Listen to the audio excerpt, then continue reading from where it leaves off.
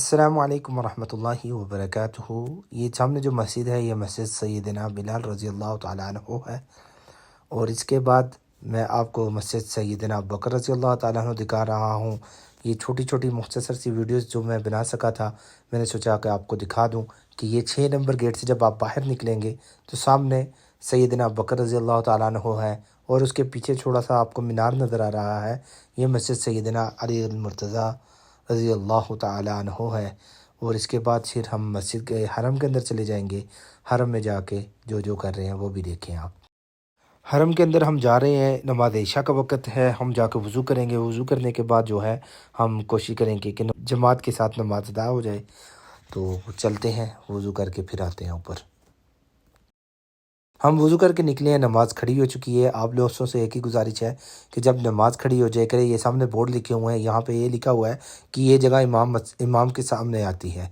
तो आप कोशिश किया करें कि इमाम के पीछे नमाज अदा किया करें, क्योंकि इमाम के आगे नमाज नहीं होती। अल्हम्दुलिल्लाहि रब्बिल आलमीन अर्रहमानिर रहीम मालिकि यौमिद्दीन इय्याका नअबुदु व इय्याका नस्तईन इहदिनस सिरातल मुस्तकीम सिरातल लज़ीना अनअमता अलैहिम गैरिल मग़दूबि अलैहिम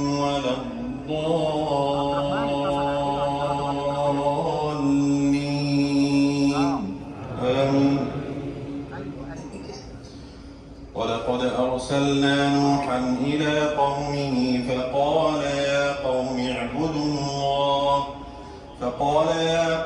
इअ्बुदुल्लाह मा लकुम मिन इलाहिन ग़ैरुहु अफ़ला तत्तक़ून फ़क़ाल अल-मलअु الذين كفروا من قومه ما هذا إلا بشر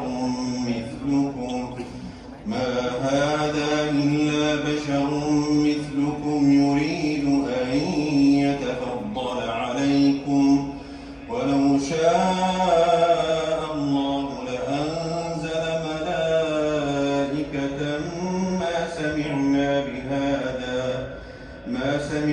بهذا في آبائنا الأولين إن هو إلا رجل به جنة فتربصوا به حتى حين قال رب انصرني بما كذبون فأوحينا إليه أن اصنع الفلك بأعيننا ووحينا فإذا جاء أمرنا وفاردت النور فاسلك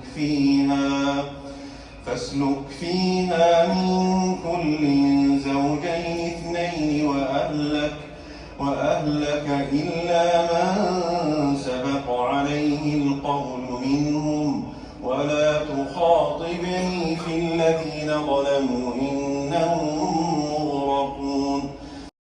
नमाज इशा के बाद हम नीचे जा रहे हैं। ये मुख्तसर से क्लिप थे मेरे पास, तो मैंने कहा चलो आपको ये भी दिखा दूं और कुरान जी को आप समात फरमाएं।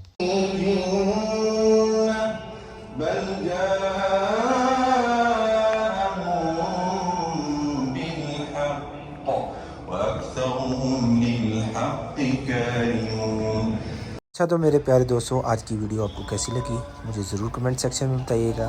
नेक्स्ट वीडियो के साथ मुलाकात होगी इंशाअल्लाह ताला। अस्सलामु अलैकुम वरहमतुल्लाहि वबरकातुहू। अल्लाह हाफ़िज़।